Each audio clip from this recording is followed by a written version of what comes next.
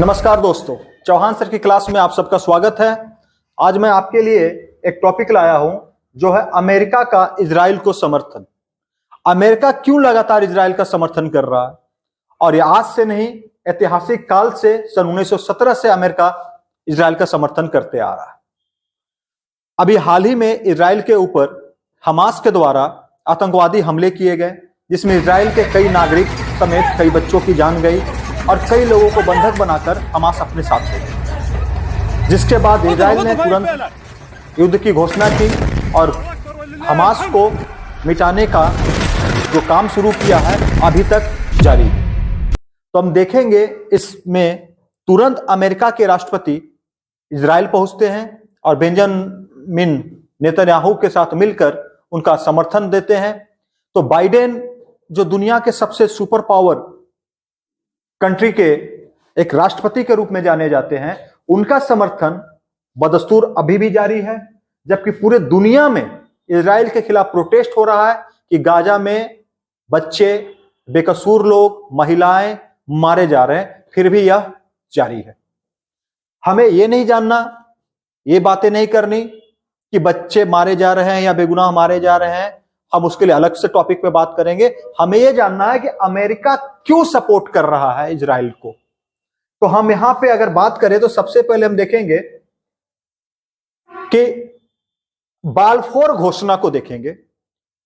Israeli जो लोग हैं, यहूदी धर्म को मानने वाले, उनका कहना था कि उनका मदरलैंड जो है वो इजराइल में है, यरूशलेम में है, और उनकी चाहत थी कि हम यरूशलेम में एक दिन बसे। इस सपने के साथ वो जीते थे।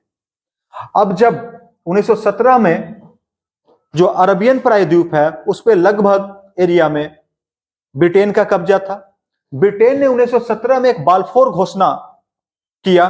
उसके तहत यहूदियों को उसके मदरलैंड यानी फिलिस्तीन में बसाने की बात थी, और जस्ट 1919 में अमेरिका ने बाल्फोर घोषणा पत्र का समर्थन कर दिया ताकि उनको बसाया जा सके। तो दुनिया भर के जो यहूदी थे उसके बाद से फिलिस्तीन में पहुंचना प्रारंभ कर दिया और धीरे धीरे वहां पे फिलिस्तीन में आबादी बढ़ती गई। लेकिन जब 1939 में दूसरा विश्व युद्ध शुरू हुआ, उस युद्ध के दौरान एक घटना घटी यहूदियों के साथ। जर्मनी का जो शासक था, जिसे लोग हिटलर के नाम से जानते हैं और तानाशाह कहा जाता है उसे, उसका कहना था कि जो भी जर्मनी की रिसोर्सेज है उस पे ये यहूदी कब्जा करके बैठ गए हैं और हम श्रेष्ठ लोग, हम आर्यंस लोग उनसे पिछड़ रहे हैं। तो जातीयता के आधार पर और ये श्रेष्ठता के आधार पर हिटलर ने इन्हें मारना शुरू किया। हिटलर ने इनको मारने के लिए कोने कोने से जो यहूदी पकड़े जाते थे उन्हें ट्रेनों में भरकर यातना कैंप में रखा जाता था। इनको यातनाएं दी जाती थी। यातना देने के साथ साथ इनके लिए एक गैस का चेंबर बनाया गया था। उस गैस चेंबर में इनको ठूस ठूस के भरा जाता था और गैस खोल दिया जाता था, जिससे इनका दम घुट करके मृत्यु हो जाती थी। और यह जानना जरूरी है कि उस गैस चेंबर में ज्यादातर बच्चों, बूढ़ों और महिलाओं की हत्या की जाती थी हिटलर के द्वारा, और जो उनके पास शारीरिक क्षमता थी काम करने की, उनको अलग कर लिया जाता था। इस प्रकार से यूरोप में लगभग 60 लाख यहूदी की हत्या कर दी गई।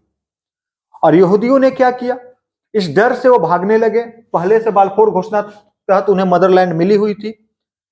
सारे यूरोप के या दूसरे जगह के यहूदी जाकर के फिलिस्तीन में शरण लिए, जो यरूशलेम के आसपास एरिया में, और धीरे धीरे उनका विस्तार होता गया, उनकी जनसंख्या बढ़ती गई।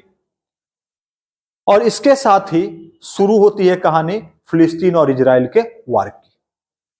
लेकिन हम वार की कहानी नहीं पढ़ रहे हैं, हम पढ़ रहे हैं कि इजराइल ने अपने आप को फिर एक स्वतंत्र देश घोषित कर दिया, और 1948 में इसी अमेरिका ने सबसे पहले इजराइल को एक स्वतंत्र देश का मान्यता प्रदान कर दिया। तो अमेरिका इजराइल को पहला मान्यता देने वाला देश बना कि इजराइल एक देश है।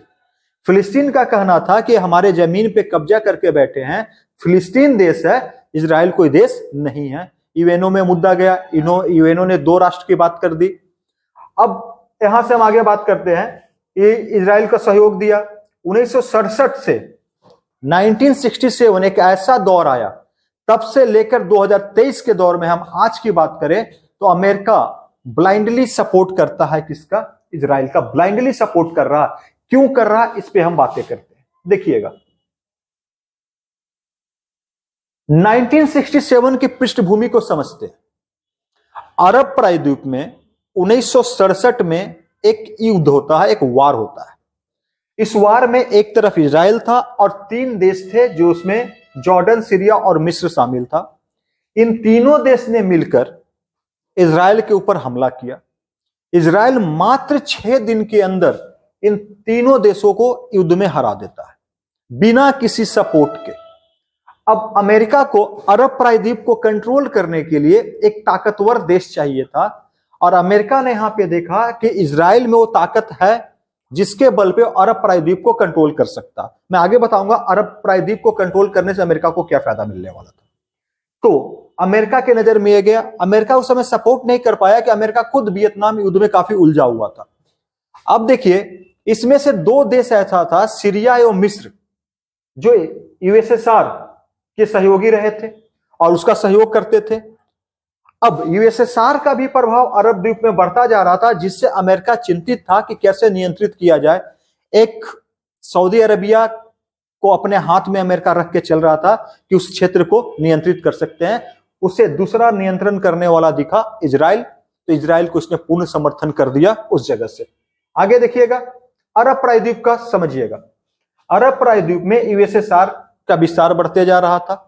तो मैं थोड़ा सा आपको यूएसएसआर और अमेरिका के बीच के बातों को समझाना चाहता हूं।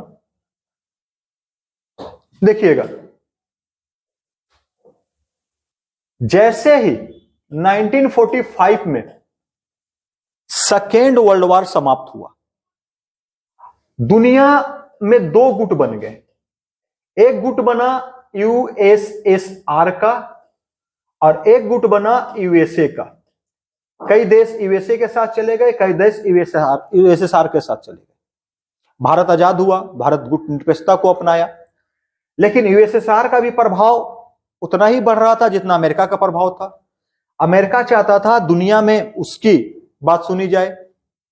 यूएसएसआर चाहता था, इन जो आज रसिया हम बात कर रहे हैं, यूएसएसआर चाहता था कि उसका गुट आगे रहे। अब दोनों अपने प्रभाव को बढ़ा रहे थे, तो दोनों के प्रभाव के बढ़ाने के कारण दुनिया में एक कोल्ड वॉर की स्थिति पैदा हो गई थी। ऐसी स्थिति जहां पे वार नहीं हुआ लेकिन वार की आशंका जताई जा रही थी।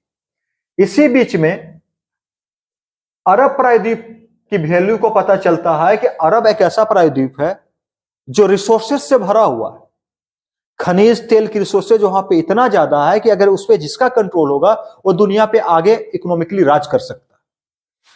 अरब देश में के जो देश हैं, ज्यादातर उनको टेक्निकली नॉलेज नहीं था कि कैसे तेल को निकालना है, कैसे उसको फिल्टर करना है, कैसे सप्लाई करना है। तो यूएसए के पास तकनीक थी, यूएसएसआर के पास तकनीक थी।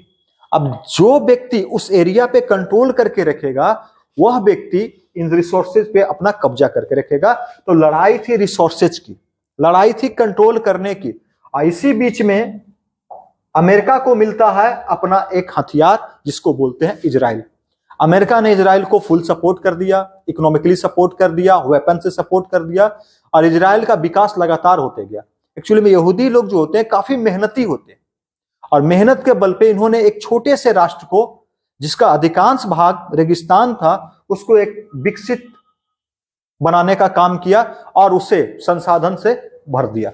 अब देखिएगा पश्चिम एशिया में अमेरिका का जो हित था, उस हित को पूरा करने में कौन मदद करता? वो इजराइल करता, और पहले से एक देश उसके साथ था ही, सऊदी अरबिया। अब ये जब तक ताकतवर नहीं होगा, सऊदी अरबिया जब तक ताकतवर नहीं होगा, तब तक अमेरिका को यूएसएसआर से भिड़ंत होगी और मध्य एशिया में उसका, इस एरिया में पश्चिमी एशिया में उसकी हार होने की संभावना बनी रहती। इजराइल को समर्थन करने का मेन कारण यही था। दूसरा चीज, इजराइल और अमेरिका के बीच में धार्मिक रूप से, चुनावी रूप से कुछ बातें हैं। धार्मिक रूप से इसलिए कि ईसाईयत धर्म और यहूदी धर्म आपस में काफी कनेक्टेड हैं, दोनों एक दूसरे को साथ में लेके चलते हैं। इसलिए कई ऐसे लोग हैं जो धार्मिक रूप से बसे हुए हैं और ईसाइयत भी चाहती है कि यहूदियों की मदद करे। तो यहाँ पे एक चीज ये हो गई। दूसरी चीज, अमेरिका में यहूदियों की जो लॉबी है काफी मजबूत है, उनके पास पैसा काफी ज्यादा है और वो चुनाव में क्या करते हैं, जो यहाँ की दोनों पार्टियों को फंडिंग करते हैं। 2020 के चुनाव में $30 बिलियन की फंडिंग सिर्फ यहूदियों ने की पार्टियों को। तो इनकी लॉबिंग मजबूत है। तो लॉबिंग मजबूत होने से गवर्नमेंट पे एक अलग से भार बनता है कि यहूदियों की, इजराइल की हमेशा मदद करे। साथ ही इनका वोट बैंक भी तगड़ा है वहां पे, इसलिए अमेरिका हर लिहाज से उसकी मदद करता है। तो एक अमेरिका का अपना इसमें स्वार्थ भी था कि पश्चिमी दुनिया में अगर कब्जा करके रखना है, तेल को निकालना, रिसोर्सेज पे कब्जा करना है, तो ये चीजें होगी। और ये देखा गया कि बहुत लंबे अरसे तक आज भी अमेरिका तेल के कुएं वहां पे चला रहा है और प्राप्त कर रहा है। उसके लिए उसने इजराइल को हमेशा से सपोर्ट किया, सऊदी अरबिया को हमेशा से सपोर्ट किया, अन्य कई देशों को सपोर्ट करता है और इनके बल पे अमेरिका हमेशा उस जगह से आर्थिक लाभ कमाता है। तो अमेरिका यहाँ पे अगर सपोर्ट कर रहा है तो उसके पीछे आर्थिक लाभ है और साथ में चुनावी लाभ है, कई चीजें हैं। अब युद्ध लगातार बढ़ते जा रहा है, तो हम आगे युद्ध पे एक रिपोर्ट लाने के देने वाले हैं। अभी बस समझ लीजिए कि अमेरिका क्यों इनका समर्थन लगातार कर रहा है। चलिए, चौहान सर की क्लास में आज इतना ही। अगर आपने चैनल को सब्सक्राइब नहीं किया तो चैनल को सब्सक्राइब कर ले। वीडियो अगर आपको पसंद आए तो वीडियो को लाइक कर ले। तब तक के लिए जय हिंद, जय भारत, धन्यवाद, नमस्कार।